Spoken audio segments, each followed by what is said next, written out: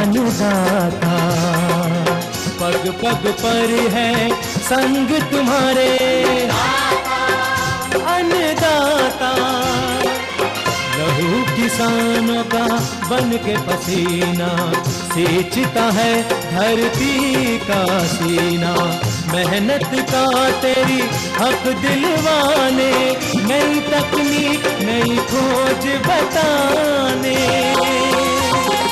पशुधन को गुणवान बनाना, पौध सुरक्षा को सिखलाना, खेती के सब गुर समझाने, भारत का सरताज बनाने।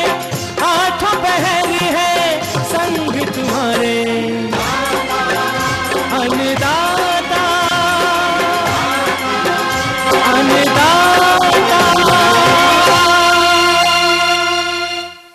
नमस्कार, मैं हूं आपके साथ कात्यायनी चतुर्वेदी और आप सभी दर्शकों का अन्नदाता कार्यक्रम में बहुत स्वागत करती हूं। हर रोज की तरह कार्यक्रम में हम लेकर आते हैं खेती बाड़ी से जुड़ी हुई बहुत सारी लाभकारी जानकारियां।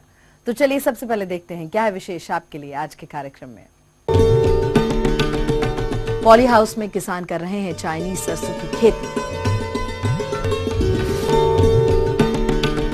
शहतूत रेशम पालन एक अच्छी आय का जरिया।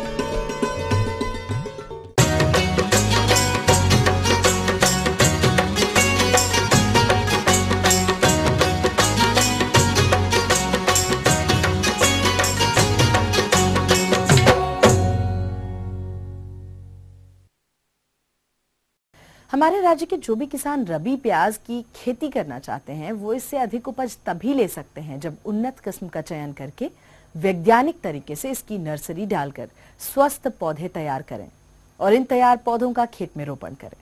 तो प्याज की खेती के लिए इन सभी कार्यों को वैज्ञानिक तरीके से कैसे करना है, इसकी जानकारी दे रहे हैं कृषि वैज्ञानिक। जैसा कि आप सभी जानते हैं कि प्याज का जो मुख्य सीज़न है वो है हमारा सर्दियों का। यहाँ पर यदि हम इस प्याज को लगाना चाहते हैं तो हमें विशेष सावधानी पूर्वक इसकी पौध तैयार करनी होगी। कौन सी किस्म है जो हम लगा सकते हैं प्याज की, उनमें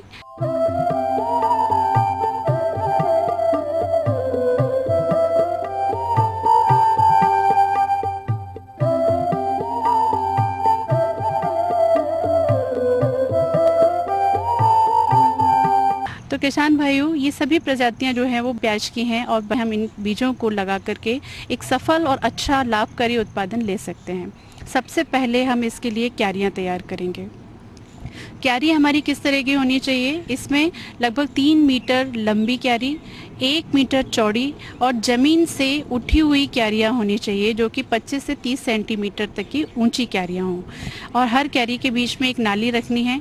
तो इस तरीके से अगर हमें 1 हेक्टेयर में प्याज के पौध को लगाना है तो ऐसी 3 मीटर लंबी, 1 मीटर चौड़ी और ज़मीन से 25 सेंटीमीटर ऊंची लगभग 80 से 100 क्यारियों की आवश्यकता पड़ेगी। अब हम क्यारी की तैयारी कैसे करें? पन्नियाँ जो आती हैं प्लास्टिक की, पॉलीथीन शीट्स बाज़ार में उपलब्ध हैं जो कि काले रंग की भी हैं और सफ़ेद कलर की भी होती हैं। तो इन पन्नियों से उन क्यारियों को ढक दें जिससे तेज़ गर्मी से जो ज़मीन के जितने भी कीटाणु हैं, रोगाणु हैं, तपती धूप में वो सब के सब नष्ट हो जाते हैं। बीज बुआई से पहले जो क्यारी में हम उर्वरक डालेंगे, अगर हमारी 3 मीटर की क्यारी है तो इसमें कम से कम 10 से 15 केजी हमारी गोबर की पकी हुई खाद मिलाएंगे। यदि हमारे पास केंचुए की खाद है तो लगभग 6-7 किलो हम केंचुए की खाद उसमें मिला देंगे। 50 ग्राम हम DAP डालेंगे इसमें, 25 ग्राम हम यूरिया रखेंगे और 30 ग्राम म्यूरेट ऑफ पोटाश हम जो है पोटाश की मात्रा देंगे। तो ये हमारी क्यारी जो है एक परफेक्ट और अच्छी क्यारी तैयार होगी। इसके पश्चात जैसे मैंने कई किस्मों के नाम आपको बताए, उनमें से किसी भी एक किस्म का बीज लेंगे और बीज को हम उपचारित करेंगे। इसके पश्चात क्यारी में लाइंस खींचेंगे। हर एक लाइन दो लाइन के बीच का जो है वो लगभग 4 से 5 सेंटीमीटर की दूरी रखेंगे और लाइनों में हम इस उपचारित बीज को डालेंगे और उसके पश्चात इन लाइनों को हम या तो केंचुए की खाद से या गोबर की खाद से सभी नालियों को भर देंगे। फिर ऊपर से हम इसमें एक पुआल भी लगा सकते हैं और हजारे के माध्यम से इन क्यारियों में हम पानी लगाते रहें। जैसे ही इनका अंकुरण प्रारंभ हो तब हम इन पुआल्स को हटा देंगे और निरंतर आवश्यकता के हिसाब से क्यारियों में हम लगातार पानी लगाते रहेंगे। और जब तक 40 से 45 दिन की हमारी पौध ना हो जाए तब तक हमें इसे अपनी नर्सरी में ही रखना है। जब 40 दिन की पौध तैयार हो जाएगी, इसके पश्चात ही हमें इन्हें खेत में रोपना है। इससे पहले मैं आपको ये बताना चाहूँगी कि जब हम खेत को तैयार करेंगे पौध लगाने के लिए, तो खेत तैयारी के समय भी हमें गोबर की पकी हुई खाद, जैसे प्रति बीघा कम से कम 50 कुंटल हमारी गोबर की पकी हुई खाद हमें मिलानी है। खेत की आखिरी तैयारी के समय, जैसे इसमें 100 kilo nitrogen, 50 kilo phosphorus, 50 kilo potash और 50 किलो सल्फर प्रति हेक्टेयर इसकी जो है रिकमेंडेशन है प्याज में।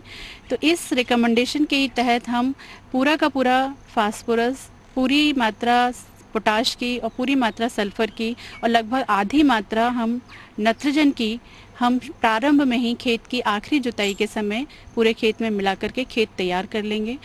किसान भाइयों, रोपने की भी जो तकनीक है वो है आपकी ब्रॉड बेड फरो, जिसे हम उठी हुई क्यारियाँ कहते हैं। हमें हमारे खेत में भी ऐसी ही 1-1 मीटर चौड़ी, ज़मीन से 20-25 सेंटीमीटर ऊंची हमें पूरे खेत में ऐसी फरोज बनानी होंगी, क्यारियाँ बनानी होंगी।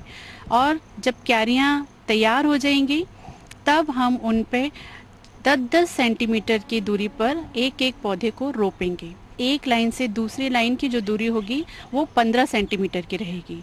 तो इस प्रकार से जो रोपने का काम है वो 10 बाय 15 सेंटीमीटर की दूरी पर हम करेंगे। जब प्याज की पौध हमारी लगभग 15 से 20 दिन की हो जाएगी, तो जो हमारे पास शेष नाइट्रोजन थी उसकी हम आधी मात्रा एक छिड़काव के माध्यम से करेंगे और अगले 15 दिन बाद हम इसकी जो शेष बची हुई आधी मात्रा है वो भी छिड़काव के माध्यम से दे देंगे। तो इस तरीके से ये पूरी तकनीक है जिसे हमें अपना करके हम बहुत ही अच्छे से प्याज का उत्पादन ले सकते हैं।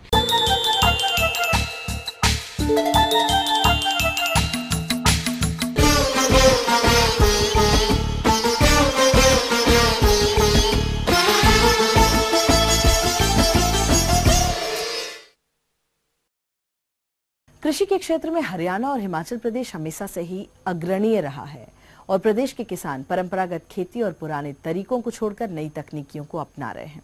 और हिमाचल प्रदेश के एक ऐसे ही किसान महेंद्र सिंह ने पॉली हाउस में चाइनीज सरसों की फसल लगाकर कैसे अपनी आय को बढ़ाया है, चलिए जानते हैं उनके अनुभवों को।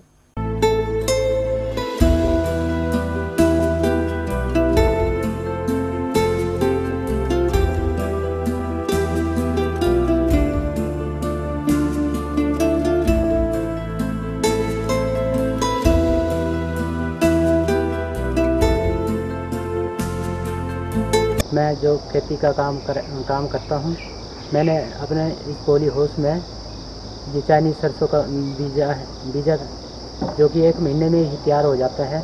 इसकी पैदावार भी अच्छी होती है। ये बाज़ार में लगभग 20 रुपये प्रति किलो के हिसाब से बिक जाता है, जिससे बेचने से हमारे अच्छे पैसे मिल जाते हैं। इसकी बिजाई मैंने सर्वप्रथम इस ज़मीन को अच्छी तरह दो बार जुताई करी और उसके बाद इसमें जो मैंने गोबर खाद डाली थी, जो मैंने बर्मी केंचुआ खाद की पिट बनाई हुई है, वहाँ से अच्छी तरह से तैयार हो गई थी, वो डाली थी, क्योंकि उस खाद को डालने से पैदावार अच्छी होती है। सरसों के बीज की बिजाई मैंने अगस्त में की थी, कुदाली से लाइन लगा के बीजा था, क्योंकि इससे लाइन लगाने से खरपतवार निकालने में आसानी रहती है। इसलिए जो भी कोई बिजाई करना हो तो लाइनों में करनी चाहिए, क्योंकि इससे घास व खरपतवार निकालने में आसानी होती है, उसकी गुड़ाई करने में भी प्रॉब्लम नहीं आती है। जो कि ये 35-40 दिन में तैयार हो जाता है। इसकी मार्केट में भी अच्छी वैल्यू रहती है, जो कि हमें इसकी पैदावार भी अच्छी होती है। और ये लगभग 40 दिन में ही 35-40 दिन में तैयार हो जाता है, जो कि बहुत जल्दी तैयार होने से मार्केट में भी इसकी वैल्यू अच्छी रहती है। अभी बाज़ार में इसकी डिमांड अच्छी है और मार्केट में अच्छी जल्द बिक जाता है, और ये कम से कम 10-15 दिन में ख़त्म हो जाएगा और जल्दी ख़त्म हो जाता है। उसके बाद हम अगली फसल भी लगा सकते हैं। मार्केट में इसकी वैल्यू भी अच्छी है, हमें पैसे भी अच्छे मिल जाते हैं और जल्दी पीरियड में हमें अच्छे पैसे मिल जाते हैं। एक पॉली हाउस में कम से कम हम जैसे 35 दिन में तैयार हो जाता है, उसके बाद 15 दिन में ख़त्म हो जाता है, तो कम से कम 50 दिन में हम इसमें कोई 10-12 हज़ार रुपये कमा लेते हैं।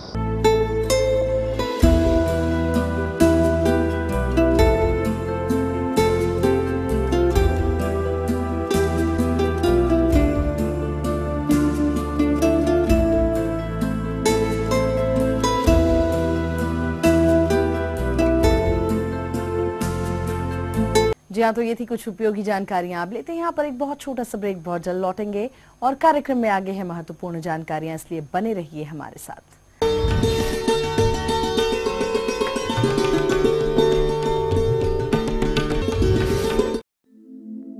दुनिया के नक्शे पर यह है इंडिया मेरी जान।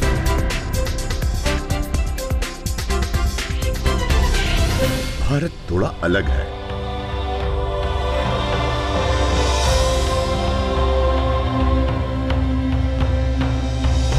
देखा आपने, इतना सा भी छूट जाए तो सच अधूरा रह जाता है। बदलते भारत का पूरा सच। राष्ट्रीय समाचार हर रोज सुबह 8 और दोपहर 2 बजे।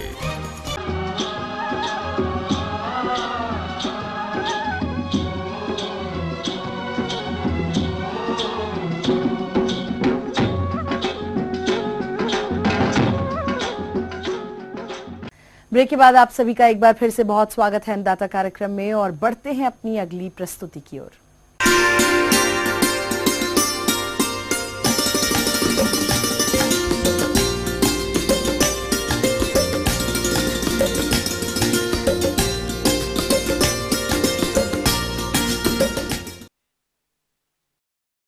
तो प्रदेश के बहुत सारे किसान शहतूत रेशम पालन व्यवसाय से जुड़कर अच्छा लाभ ले रहे हैं।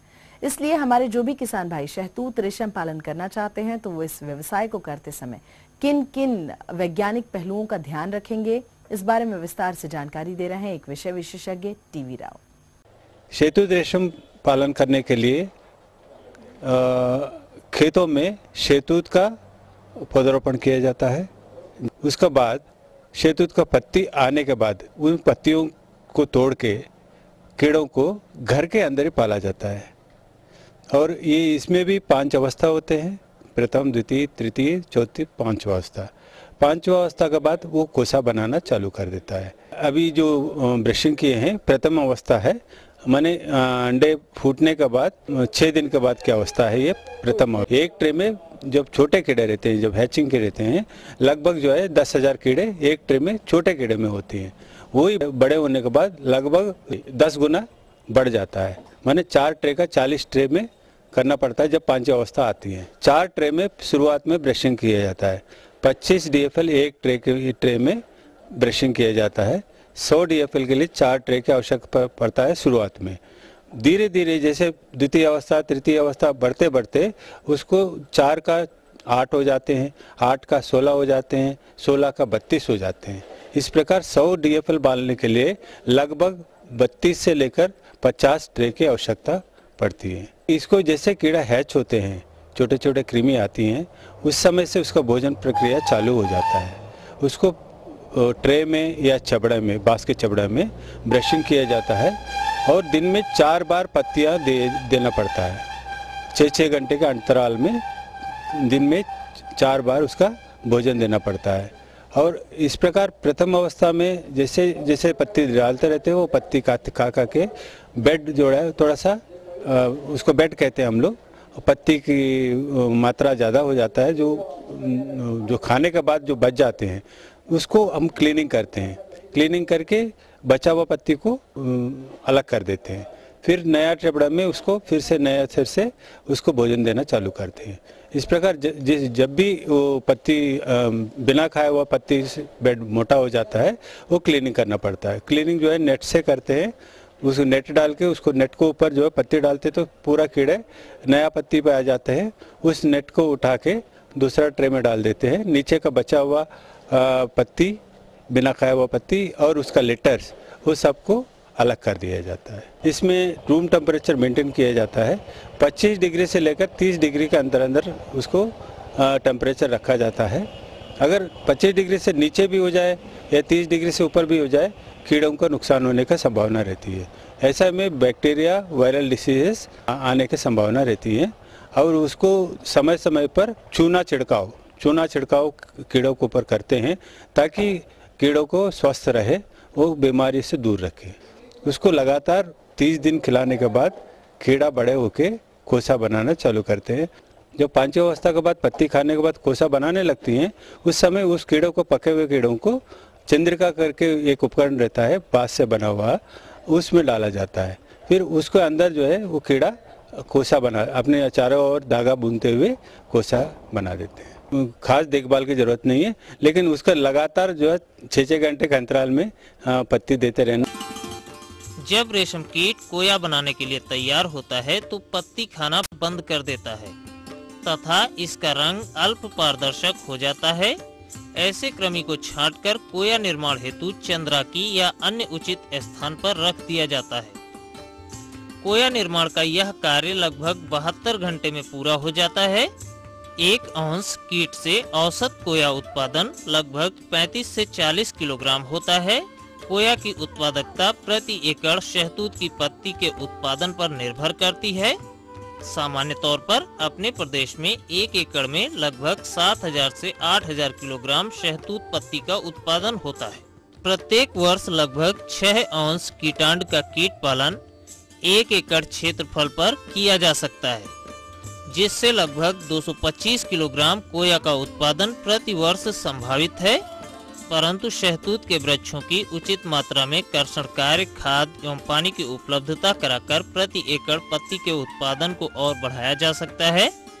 फलस्वरूप कोया उत्पादन में भी बढ़ोतरी संभव है। अगर इस कोया की बिक्री की बात करें तो समस्त कोयों की बिक्री आकर्षक दरों पर रेशम विभाग के माध्यम से खुली नीलामी के द्वारा कराई जाती है, अर्थात इसके बाजार की कोई भी समस्या नहीं है। इसके अतिरिक्त यदि कृषक अपने उत्पादित कोयों से धागाकरण की प्रक्रिया प्रारंभ कर दें तो वे अपने लिए एक कुटीर उद्योग तो स्थापित ही कर सकते हैं, साथ ही अपनी आय में और भी बढ़ोतरी कर सकते हैं।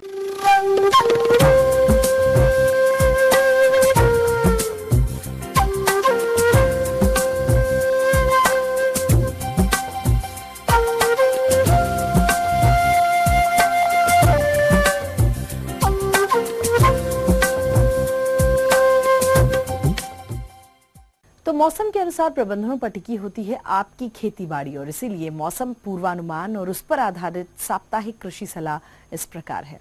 कृषि मौसम विज्ञान विभाग चौधरी चरण सिंह हरियाणा कृषि विश्वविद्यालय हिसार के द्वारा किसान भाइयों को सलाह दी जाती है कि सरसों की बिजाई के लिए खेत तैयार करें तथा प्रमाणित किस्मों के बीजों का प्रबंध करें। पछेती कपास में तेला व सफेद मक्खी का प्रकोप हो सकता है। सफेद मक्खी के रोकथाम के लिए प्रति एकड़ 300 मिलीलीटर डाइमेथोएट 30 ईसी या मेटासिस्टाकस 25 ईसी तथा 1 लीटर नीम आधारित कीटनाशक का बारी बारी से 250 लीटर पानी में मिलाकर स्प्रे प्रति एकड़ करें। फसल में टिंडे बनते समय 2 किलोग्राम पोटाशियम नाइट्रेट को 200 लीटर पानी में घोलकर पत्तों पर छिड़काव करने से कपास की उत्पादकता तथा गुणवत्ता में वृद्धि होती है। कपास और नरमा की फसल की चुगाई सुबह के वक्त मौसम साफ होने और ओस उड़ने के बाद करें। पछेती धान में तेला का प्रकोप हो सकता है, इसका ध्यान रखें। यदि ऐसा हो तो 10 किलोग्राम कार्बरिल 5% का धुंडा या मिथाइल पैराथियान 2% का धुंडा प्रति एकड़ डालें या 250 मिलीलीटर डाइक्लोरोवास 76 ईसी को 1.5 लीटर पानी में मिलाकर बनाए गए घोल को 20 किलो रेत में मिलाकर प्रति एकड़ छिड़कें। धान में बदरा या ब्लास्ट का प्रकोप हो सकता है। तने पर गांठें चारों ओर से काली हो जाती है तथा पौधा गांठ से टूटकर गिर जाता है। यदि ऐसा हो तो प्रति एकड़ 120 ग्राम बीम या सिविक को 200 लीटर पानी में घोलकर प्रति एकड़ छिड़काव करें। गन्ना फसल में आवश्यकता अनुसार सिंचाई करें। खुशक मौसम की संभावना को देखते हुए फलदार पौधों को आवश्यकता अनुसार हल्की सिंचाई करें। पशुओं को सूखी व हवादार जगह पर रखें। पशुओं के अच्छे स्वास्थ्य और दुग्ध उत्पादन के लिए हरे चने के साथ 50 ग्राम नमक तथा 50 से 100 ग्राम खनिज मिश्रण प्रति पशु अवश्य दें। तो आगे और भी कुछ रोचक जानकारियां हैं, लेकिन यहाँ पर एक छोटे से ब्रेक के लिए रुक जाते हैं। बहुत जल्द होंगे हाजिर। कहते हैं दिल का रास्ता पेट से जुड़ा होता है। जब बात हो दिल जीतने की तो लजीज पकवान बड़ा कारगर सिद्ध होता है। घर पे मेहमान आए हों या कोई खास मौका, ऐसे में लाजमी है बात होती है पकवान की, स्वाद की और परोसने की। तब एक ही नाम जहन में आता है, रसोई से। देखिए रसोई से।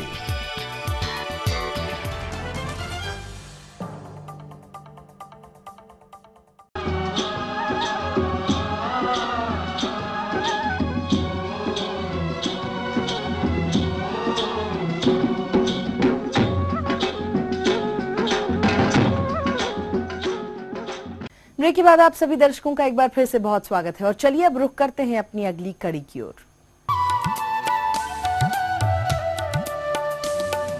अन्नदाता हेल्पलाइन निशुल्क फोन संपर्क सेवा के माध्यम से आपके द्वारा पूछे गए प्रश्नों में से 1 या 2 महत्वपूर्ण प्रश्नों को हम अपने कार्यक्रम में जरूर शामिल करते हैं और इसी के तहत आज का चयनित प्रश्न और इसका जवाब इस प्रकार है।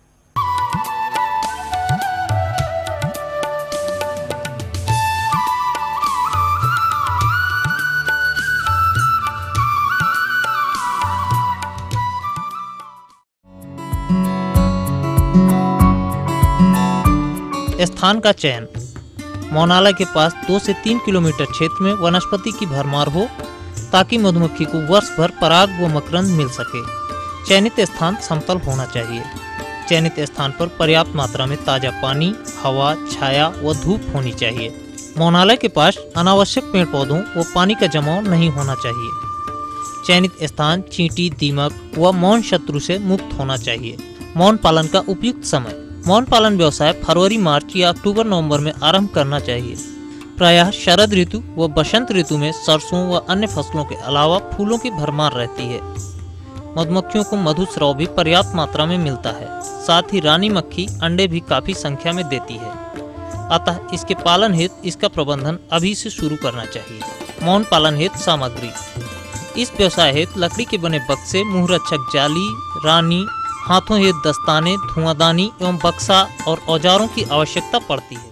मधुमक्खी पालन जो है अभी आने वाला समय जो है रबी सीजन है। अब तोरिया की बुआई, सरसों की बुआई होगी और सरसों में अच्छा शहद निकालने के लिए अभी भी जो भी बक्सा है उसको मजबूत करना की जरूरी है। मजबूत करने के लिए क्या करें, अभी ढैचा जहाँ होगा ढैचा के फूल से उनको रस मिल रहा होगा और उस समय आप जो भी है बक्से में मधुमक्खी को बढ़ाना है। इसके लिए आप अतिरिक्त छत्ता डाल के उसमें आप परिवार को मजबूत करें। दूसरे, अगर पॉलन की कमी हो, पराग की कमी हो तो पराग परिपूरक आहार जिसमें सोयाबीन का आटा, सत्तू इत्यादि को डालकर उसको भोजन उसके प्रचुर मात्रा में करें ताकि मधुमक्खी जो है तेज़ी से काम करे। रानी तेज़ी से अंडा देगी तो परिवार जो है तेज़ी से बढ़ेगा। अगर कोई बीमारी वगैरह से भी अगर माइट का आक्रमण है तो सल्फर या फॉर्मिक एसिड डालकर उसको आप अभी नियंत्रित कर लें। क्योंकि अगर आप सरसों के समय में आप करना चाहेंगे उसको नियंत्रण तो आपको क्या होगा, हनी या शहद के उत्पादन पर असर पड़ता है। और अभी अगर आप सारे बक्से को पूरी तरह से अच्छे किए रहेंगे, पूरा क्रियाशील रहेगा, बक्सा मजबूत रहेगा तो अधिक शहद उत्पादन होगा। इस समय की सबसे बड़ी ज़रूरत क्या होती है कि बक्से का प्रबंधन। बक्से का प्रबंधन किस मायने में कि बक्से को मजबूत कैसे किया जाए।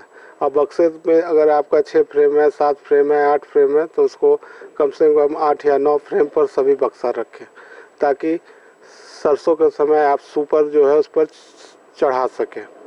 इस सुपर को चढ़ाने के लिए आपको कम से कम 8 से 9 फ्रेम बक्सा जो है रूट चैम्बर में फ्रेम रहना चाहिए। अगर नहीं रहेगा तो क्या होगा कि आपको उस समय सरसों के फूल के समय में मधुमक्खी जो है सीट बनाने लगेगी और परिवार बढ़ाने लगेगी। शहद का उत्पादन क्षमता घट जाएगा। जो एनर्जी उसका कार्य क्षमता हमारे शहद उत्पादन के लिए लगना चाहिए वो जो है वो सीट बनाने में लग जाएगा। दूसरी चीज़ है कि बरसात के बाद मधुमक्खी के बक्सों में कुछ अगर कहीं आप टूट फूट देख रहे हो या कहीं हो तो उसका मरम्मत कर लें। अगर कुछ पेंट टूट करना है कर लें। सुपर को और ढक्कन को जो है बाहरी उसको मजबूती से रखा करें। अगर आपका बक्सा मजबूत है तो निश्चित रूप से आपका शहद उत्पादन अधिक मात्रा में होगा।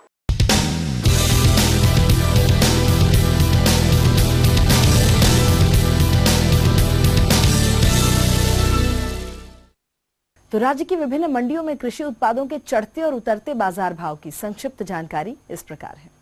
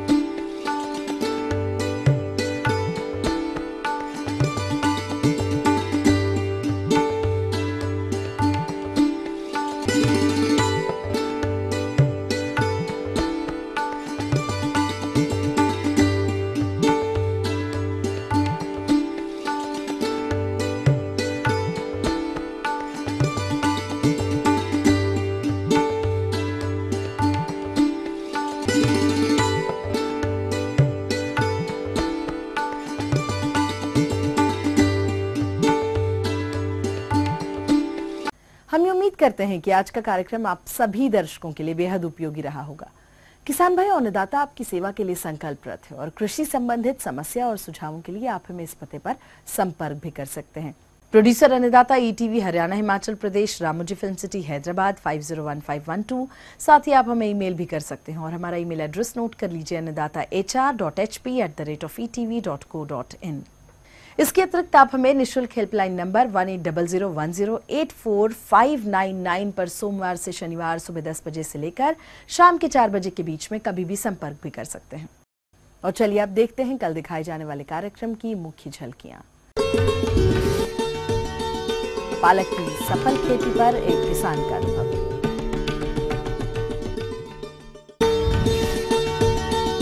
बकरी पालन करते समय रखी जाने वाली सावधानियां। फिलहाल अन्नदाता की पूरी टीम को दीजिए इजाजत। कल फिर इसी समय आपसे होगी मुलाकात कृषि संबंधित कुछ और रोचक जानकारियों के साथ। तब तक के लिए नमस्कार।